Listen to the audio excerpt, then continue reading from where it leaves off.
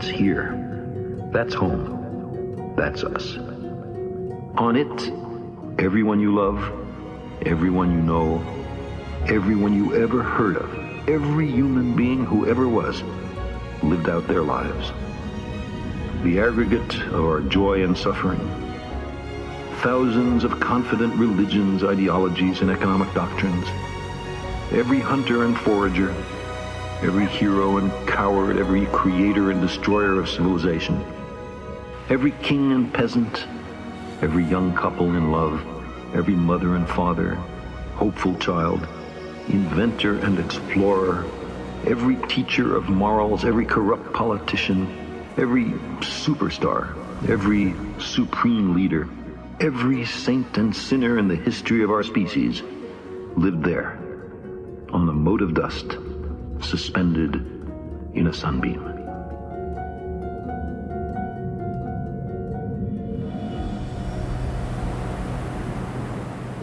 This mote of dust suspended in a sunbeam is a great place to be a human.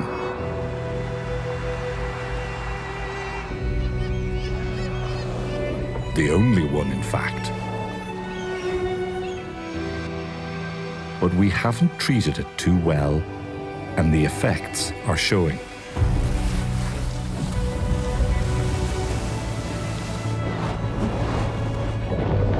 Climate change is now a clear and current threat.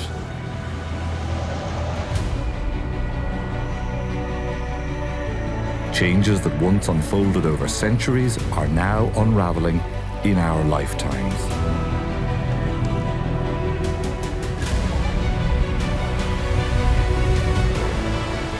We are the pivot generation.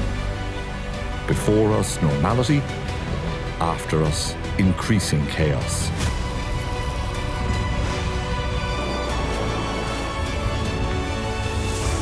Only we can set things right. The future of human civilization will be what we make it.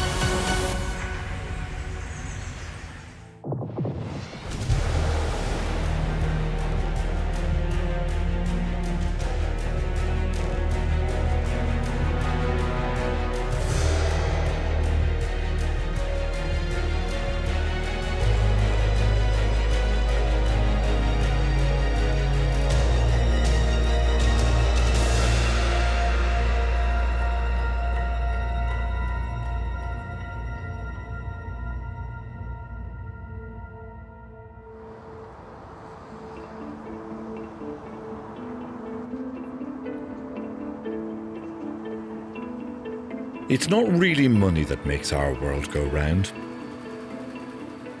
It's fossil fuels.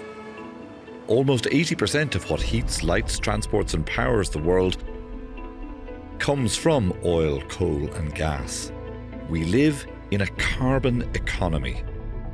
But now we must wind it up and start afresh. Doing this will be a wartime effort.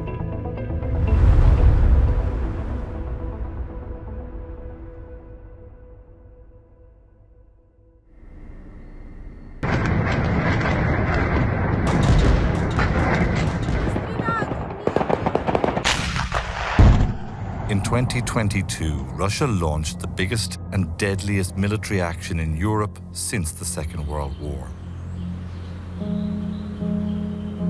Svetlana Krakowska is a Ukrainian climate scientist. When Russian bombs started falling on Kyiv, she was writing her part of a milestone United Nations report on climate change. Rather than stop work and flee, she chose to stay. I interviewed her at the time, and we stayed in touch throughout the conflict. Are you safe? It's a very difficult question, in fact, because I used to answer this question like mathematician.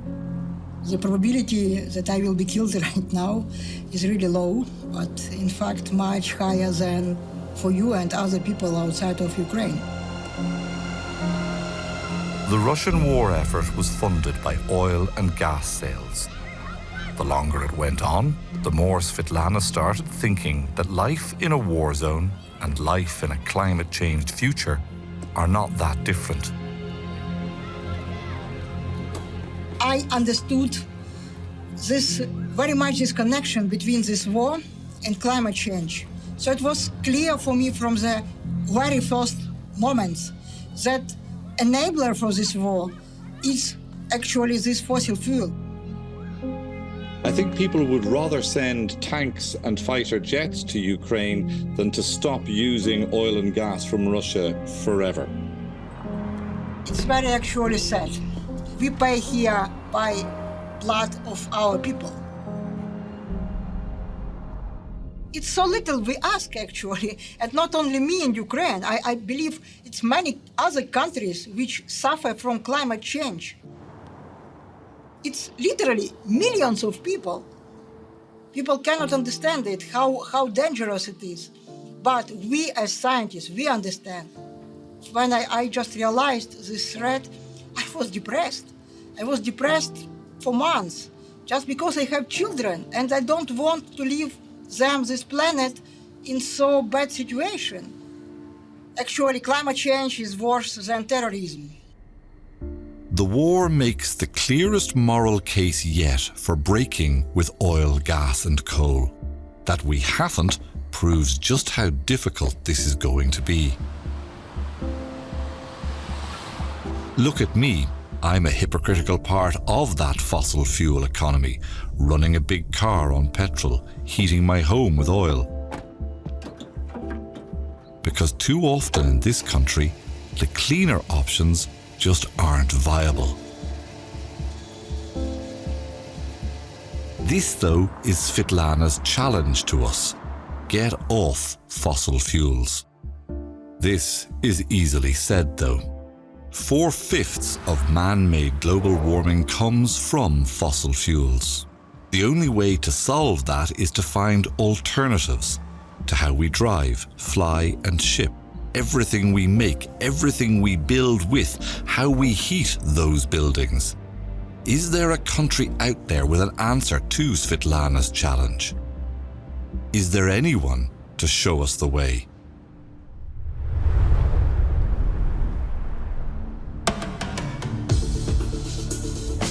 For over 100 years, the world looked to America at moments of crisis. Now, it is the crisis. The largest producer of fossil fuels in the world has turned its back on climate action and renewed its vows with oil, coal, and gas. That Donald Trump will become the 47th President of the United States. The former president's comeback will be complete with It's gonna be amazing! It's a political whiplash. In the 4 years prior to Trump's re-election, the United States had moved further and faster away from fossil fuels than at any point in its history, only to jam on the brakes again in 2025. The Biden administration introduced the biggest climate change financial incentives package in the world. They called it the Inflation Reduction Act. Had it been left unchanged, by the end of this decade, it would have doubled the rate of US emissions cuts. Melissa Lott is an energy expert at Columbia University, and she worked in the Obama White House on energy policy. So she knows both what the science says needs to happen and what politics dictates will actually happen. So the Inflation Reduction Act could be called one of the biggest energy and climate legislation pieces that's ever been passed into law. How I describe it is a bunch of carrots and not a lot of sticks. So how do we incentivize the type of reductions in emissions we want by making technologies as cheap as possible and helping to make it easier for them to be built? When you look at what we need to get to net zero, we need a lot of different stuff. We need solar panels and wind turbines and batteries, absolutely. We also need carbon capture and direct air capture. We need geothermal. We may need nuclear. There's a lot of stuff that we need to put into our bucket of tools if we want to solve this problem. The Inflation Reduction Act gave tax incentives intended to make going green easier and cheaper. For a while, it worked. Heat pumps were outselling gas boilers. 170,000 new green tech jobs were created. Electric battery production in America was set to increase 20-fold in the next few years. No government anywhere had done anything as significant as the Inflation Reduction Act. It would have made a real contribution to slowing down this crisis. But now, many of the fossil fuel interests that funded Donald Trump's election campaign have halted or reversed the parts of the Inflation Reduction Act that were bad for their businesses.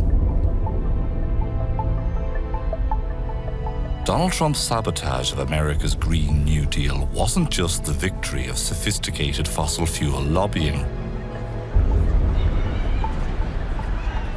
That deal also failed to convince working-class America that it was the future. At the heart of America's most important swing state lies Detroit.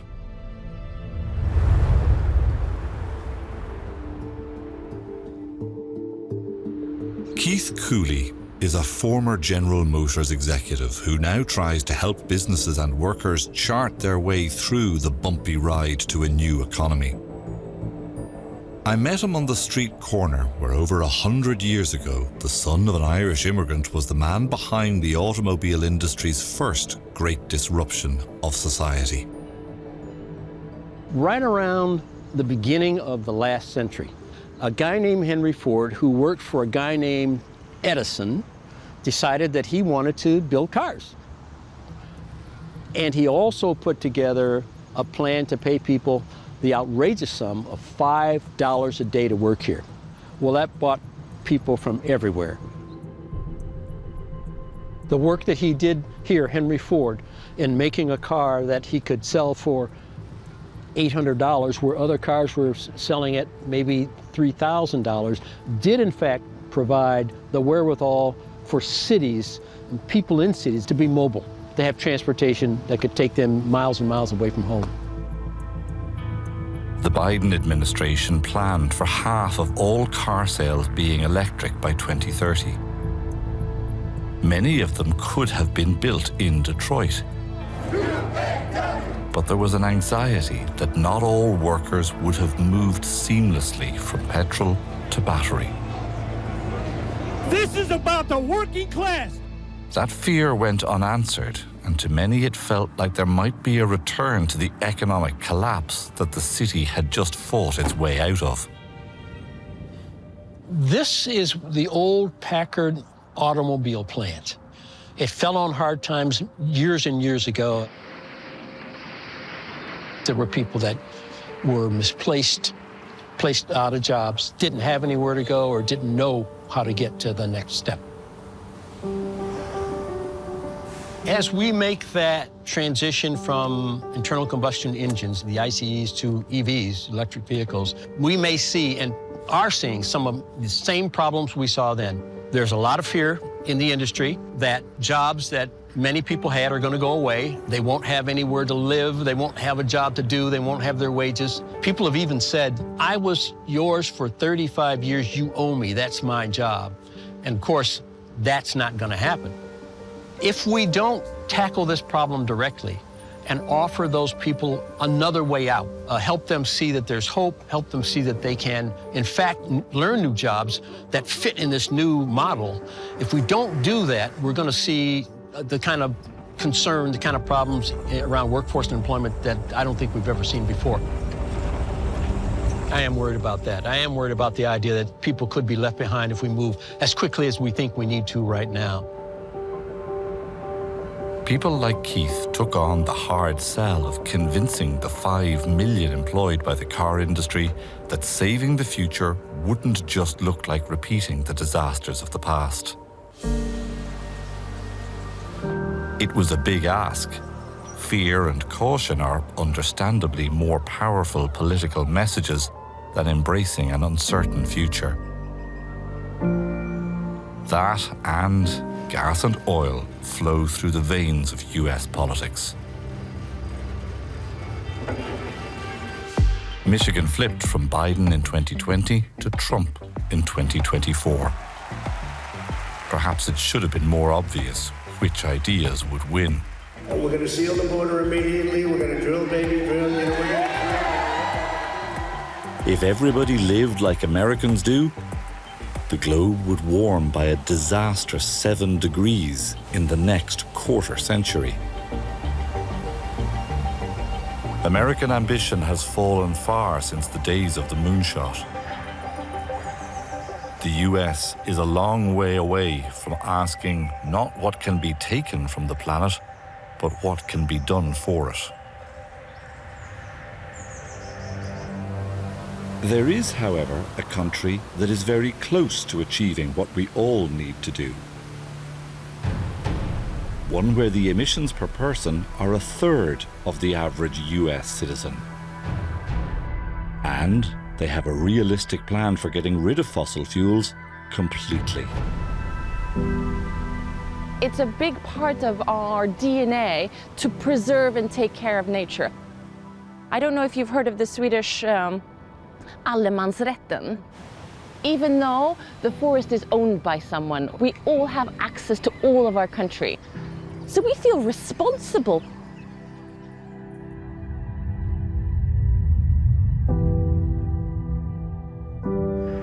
Sweden aims to be driving, heating and powering everything entirely without the use of fossil fuels by 2045.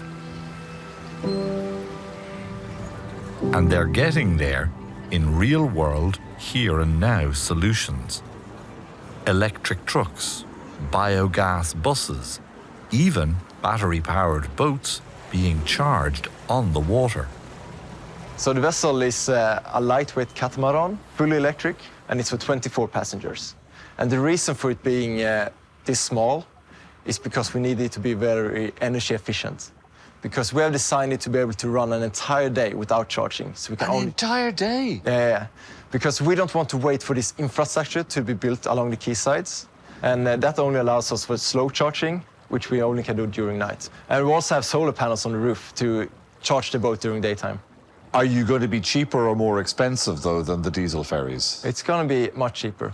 Missing piece of the puzzle is to have autonomy. Because if you have 100 vessels, today you will need 100 captains, and that also drives a huge cost. But we're looking to have one captain on maybe 5 or 10 vessels, operating it from shore, remote operating. So this is back to the future? This is back to the future. We're revitalizing waterways. Sweden hasn't been dependent on oil and gas for decades. We have solar and wind, but obviously we have a lot of hydropower. We have nuclear power as well. We've innovated. We've found problems and we've solved them. And I wouldn't say that there's a big Swedish master plan. I think that is way too arrogant. But I think by chance and magic, we've been able to put a few things in places that put us in a better position in terms of renewable energy right now. If we had a time machine to solve the climate crisis, this would be the moment to return to: the 1970s oil crises. That's when Sweden made decisions that the rest of us didn't, that mean now most Swedes live very low carbon emission lives without ever really having to think about it. The way we heat buildings all over the world is responsible for 1/10 of greenhouse gases. In Sweden, it accounts for just 2% of their emissions. In Uppsala, just as in every other city, nearly every house and office is on the district heating system. Hot water is pumped directly from a power plant to their radiators through an underground network of pipes. What way is this energy being generated, Hannah? Oh, our base production is waste. We burn waste to produce heat. We're pretty much professional water boilers. That's what we do. If I was a district heating customer, what would I notice about the way my home is heated? So normally you will only notice that your home is warm and it's cold outside. So if I asked the average Swedish person, how is your house heated, would they know? Half of them might do, but half of them might not. This is the way it's done. It has been done like this for a very long time. I don't feel bad for putting up the heat a little bit. It's ironic that the country that has done more than pretty much any other to safeguard the next generation's future should become the birthplace of a global movement of children let down by their parents.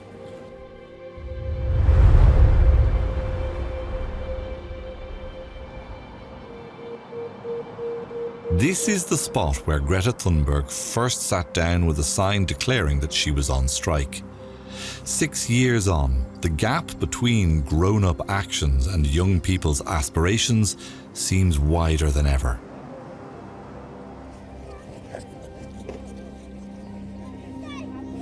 I think we're fundamentally failing our children by not acting on this issue. This is an intergenerational injustice that we're passing on to our kids. Of course, we've done the least to produce this problem in the first place, but they are left with paying the bill. So the kids are not okay. That's the main message. 6 out of 10 kids in Sweden and about 8 out of 10 globally are really worried about this issue. I don't know how to talk to my children about this any longer without making them feel hopeless or angry. How do we talk to them? I think the main thing is actually that we do need to be really honest about what's happening and the seriousness of the situation. But we need to be there and be with them and ask the questions and talk about it so that they're not lonely. Because I think that loneliness and the hopelessness are really feelings that you risk kind of turning inwards. We want to all hand over a better world, and that's not happening right now. We know we're handing them a really, really shitty world, and I think that's heartbreaking.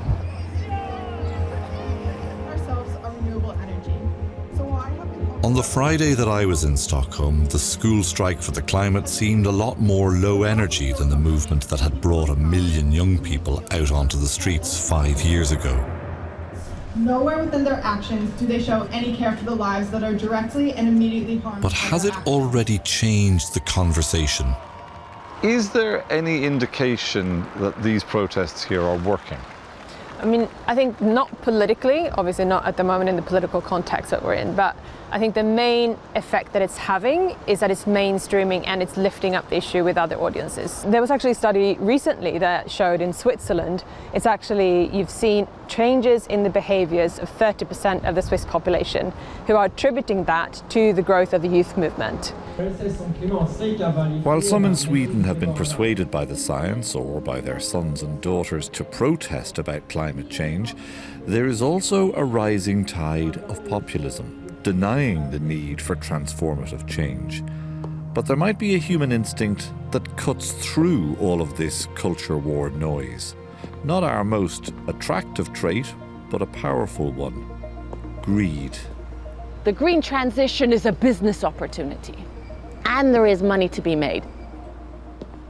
Mobilizing private sector to make money, directing brains and money towards the right path, creating very strict regulation with a price on carbon, forcing out of the market the things that we cannot continue to consume, and subsidizing or encourage the things that we can. Putting a price on carbon, taxing it, the stick that America is too afraid to wield. But is that precisely what would make the carrots look more attractive to the free market? And for greed to become a force for climate action? Then again, is greed ever good? It's capitalism that got us here in the first place. It might not be the best solution. Have we united as a planet to correct the mess that we put ourselves in? Not really. The next chapter of humanity needs to be fossil-free. Owning that chapter of humanity means huge geopolitical power.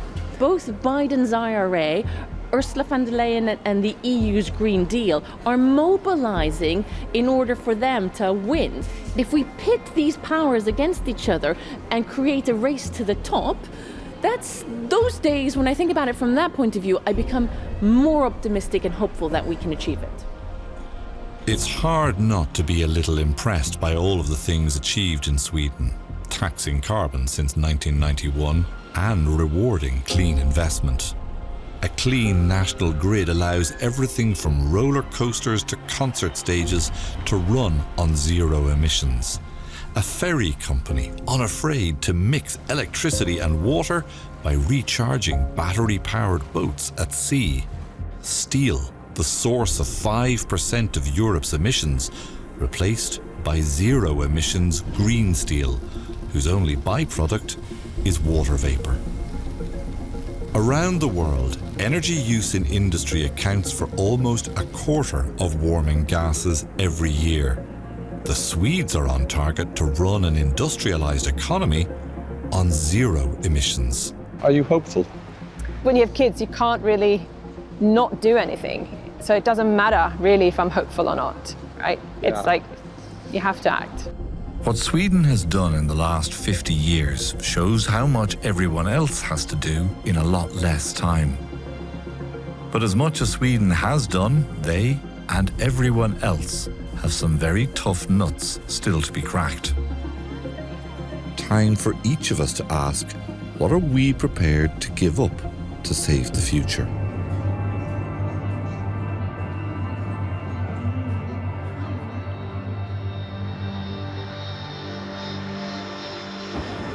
Flying is by far the most polluting thing that I do. A flight from Paris to Frankfurt or Washington to New York does about as much warming as driving a car around the equator 10 times. The official figure for aviation's contribution to global warming is 2%. But many scientists believe that this figure is not being calculated correctly, and it is at least double, if not triple that. Just how far away from guilt-free flying are we? Possibly the best placed people to answer that question are here in the University of Cambridge, providing research to the aviation industry. I believe that if we're focused on this challenge, we have the ability to have aviation with zero climate impact. To do that, we're going to have a sort of warlike mentality to attack this problem, to develop those technologies, scale that infrastructure. We could have that by 2050, but not without doing a lot of things that nobody seems keen to grasp. Simple things that could reduce aviation emissions right now, but governments are too scared of what we will do if they impose new rules on airlines. The result? Emissions keep climbing. Planes, you'll notice when you're coming in from your holiday, they're held and they drop in stages down to the airport. And controlling that process better saves fuel. Aircraft fly in predetermined corridors across the Atlantic. Can you improve the air traffic control so you minimize the fuel burn on the direction you flight? There are areas of the world that you can't fly through. Could you have an open skies which allows aircraft to travel in more direct ways? And if you add all these effects up, I think you're probably talking about up to about 40% reduction in fuel burn by about 2040. But the thing that's stopping them from happening really is regulation. It is in no individual interest of an airline to move first, or any part of the aviation industry to move first. And so what you really need is policy to drive the change. Does that mean that it's incumbent on us as passengers to change our personal behaviour in advance of the industry changing? We need to fly a lot less. We need to not do those shopping trips transatlantic, not have those weekends away. We need to think about changing to other modes of transport like train. But ultimately, only 11% of the world flew in 2018.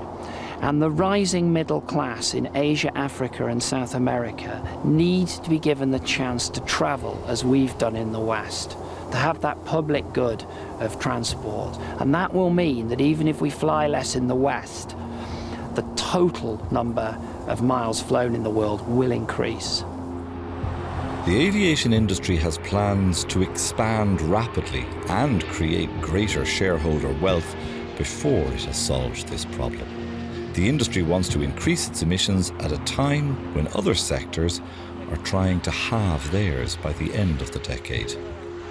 The unthinkable conclusion for many is, until clean flying exists, the only logical thing to do is to reduce our flying or even stop altogether. But even if there was an alternative to jet fuel available in the morning, there's another problem. All these alternative fuels are made using vast amounts of electricity. If we wanted to convert all of the world's aviation to run on a synthetic kerosene, then it would require about an 80% increase in world electricity. If we imagine today changing Heathrow over to run completely on hydrogen, you'd need about 2 gigawatts on site, which is about 4 small modular nuclear reactors. So we're going to have to increase the world's grid by a number of times due to the electrification of a number of sectors. A small nuclear reactor at every regional airport just so we can keep on flying? Continuing to fly, continuing to do so many things that we take for granted, means we need a lot of new energy generation. In the years ahead, we will erect hundreds of thousands of wind turbines, tens of thousands of square kilometres of solar panels, and we must vastly expand grid infrastructure everywhere.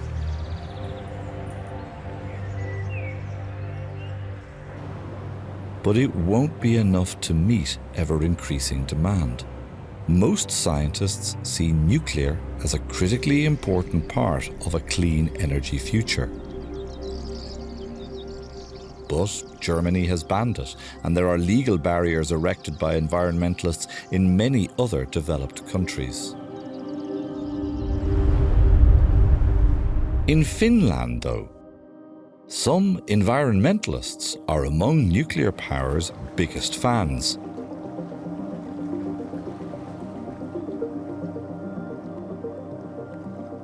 To me, being green and pro-nuclear, there was never a contradiction. It makes less sense to me being green and anti-nuclear because you're then opposing 24/7 reliable energy. Excluding nuclear is like fighting climate change with one hand tied behind your back. It's very hard to change human behavior in a way that it has a huge impact. I mean, we can try to make people to consume less, but it's very difficult in a democratic society. When you replace polluting technologies with non-polluting technologies, that's the fastest way to reach our goals. Finland has 3 nuclear reactors at the Olkiluoto site. They call them their biggest act for the climate. Nuclear power supplies Finland with half of its electricity.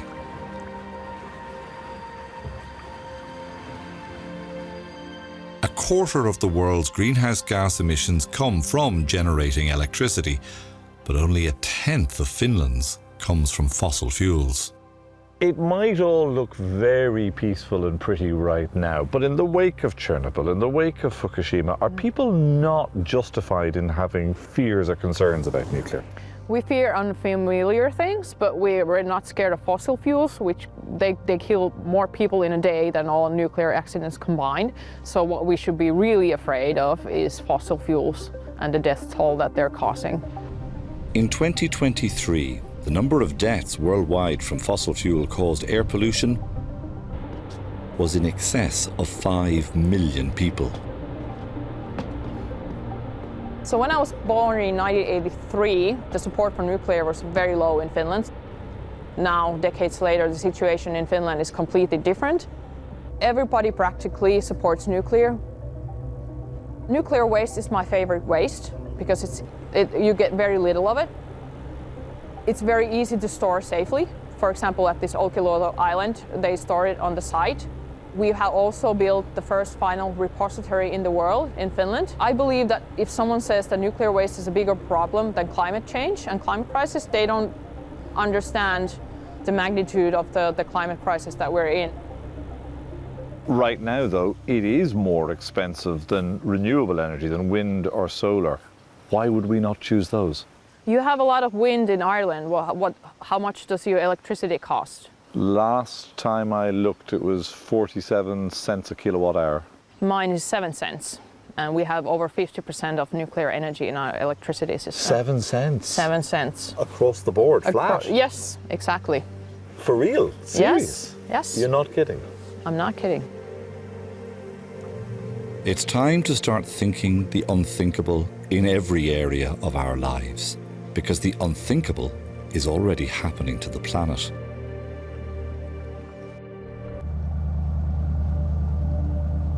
Our oceans have been absorbing the vast majority of man-made global warming so far. But now they have started to groan under the pressure. Bailey Thomason, a marine biologist with the Coral Restoration Foundation, showed me Florida's reefs after a summer of record-breaking marine heat waves around the world.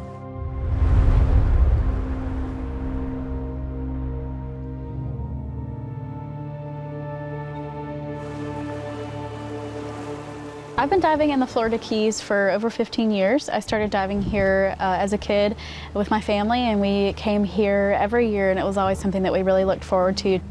I feel very fortunate to have been able to see the reefs over 15 years ago and what they were like here. The changes over the years have been difficult to watch. Last year's ocean temperature increases were the same amount of energy as dropping 10 Hiroshima bombs into the sea every second of every day for a year. Before Florida's coral reefs really started to degrade, we had on different sites anywhere from 20 to 40 to sometimes 50% coverage. So now on most of our reefs here, we see 1 or 2% coverage at this time. Our job is to grow and plant corals onto the reef, but it's about more than that. It's about whether those individual corals can support the entire ecosystem and all the marine life that relies on it. And so, you know, this is really the first time that I think we're facing the collapse of an ecosystem, not just, you know, a species in particular. The collapse of a whole ecosystem, not just a species. Kind of like saying not just one species of tree, but every animal in the woodland and the woods itself.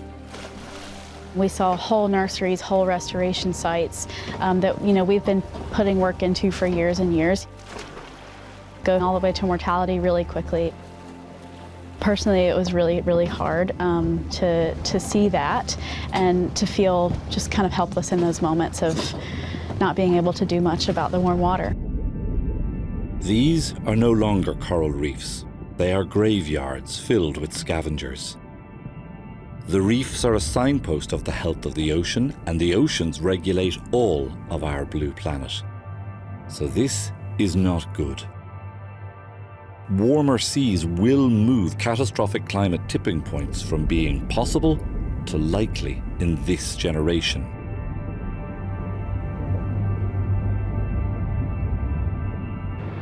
And in the next generation, rising sea levels will take the homes of at least 400 million, and extreme heat will make the homes of another 3 billion uninhabitable.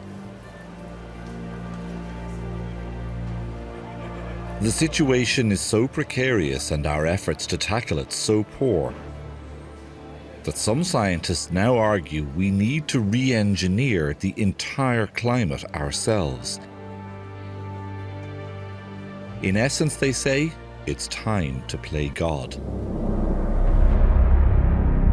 In one of the most powerful eruptions in modern history, Mount Pinatubo discharged 20 million tons of sulfur dioxide that circled the planet and reflected sunlight, dropping global temperatures 0.5 degrees Celsius in the early 1990s.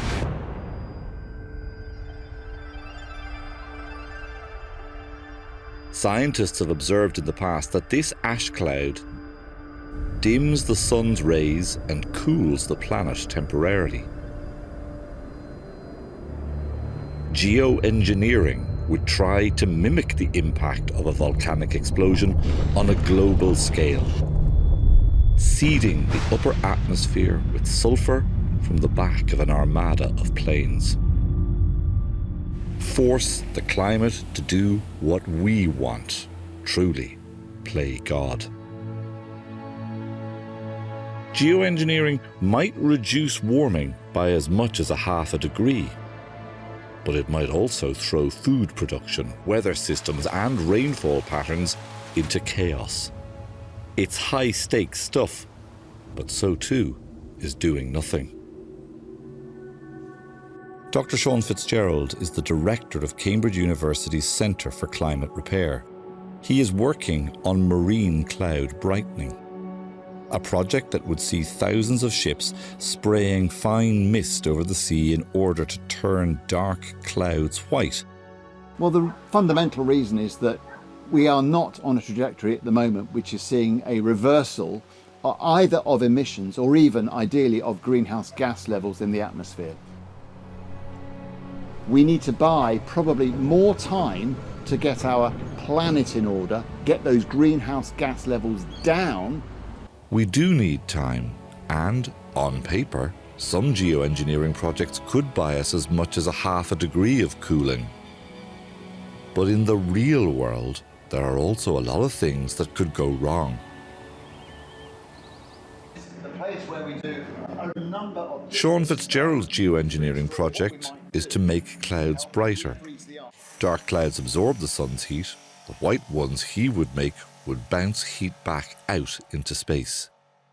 This is very early stage. This is not the genie out of the bottle. We just want to explore whether this is a viable technique to try and generate droplets of the right size range that one could then potentially use for marine cloud brightening. In theory, it could reverse warming by about 30 years. But in theory, it could also disrupt global rainfall patterns. Perhaps one of the greatest risks involved with geoengineering would come before you ever deploy any of these sci-fi quick fixes. It might create an illusion that we don't need to worry about climate change any longer. We already have a planetary mess that is unfolding and getting a lot worse. So I completely agree that we need to think very, very carefully about any interventions that we might consider from an engineering point of view in order to try and course correct to affect the atmosphere. Perhaps the biggest risk in all of this, though, is the very fact of your research might encourage some in positions of power, policymakers, to say, do you know what, the cavalry is just about to appear over the horizon down there in Cambridge. We don't really need to invest as much in cutting back on emissions as we thought. Well, I think we need to tackle that head on, because we cannot allow any of these ideas, even if they're just at the research stage, to weaken our resolve on reducing emissions. And we need to put pressure on decision makers to make sure that we continue our efforts on reducing emissions. How do you feel about geoengineering? Well, actually, I don't like it one bit. I'm not a fan of all of the ideas that we've been talking about regarding geoengineering. But my problem is that I also don't like the alternative, which is the status quo of everything that the IPCC is suggesting that we are looking at in terms of future climate projections. I feel like we're looking at this basically a shotgun. Trying to make the climate bend to our will sounds like an act of epic folly. So too was damaging it this badly in the first place. Geoengineering may or may not be a solution, but that we even have to consider it is a measure of how badly wrong things have gone. So what does all of this add up to? How do we change the future? My search for a climate leader wasn't entirely successful. Perhaps when you look around and you can't find a leader, it's time to step forward. And what, might you ask, can any individual do in the face of something so overwhelming? Stop being an individual. Start acting collectively and in the common good. Demand that the system supports you in doing what you can't do on your own. And which specific things should we do to reduce fossil fuel use? All of them. The situation is now so grave that if it reduces emissions, then we have to do it. How we respond will be what the history books say about this generation. Will we opt for business as usual, or will we choose to be brilliant? Will we give them the same planet that we enjoyed? Their future will be what we choose to make it.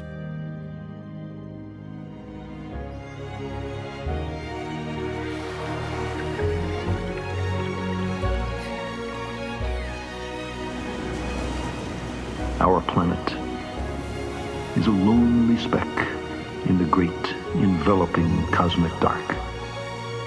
In our obscurity, in all this vastness, there is no hint that help will come from elsewhere to save us from ourselves. The Earth is the only world known so far to harbor life. There is nowhere else, at least in the near future, to which our species could migrate. Visit? Yes. Settle? Not yet. Like it or not, for the moment, the Earth is where we make our stand.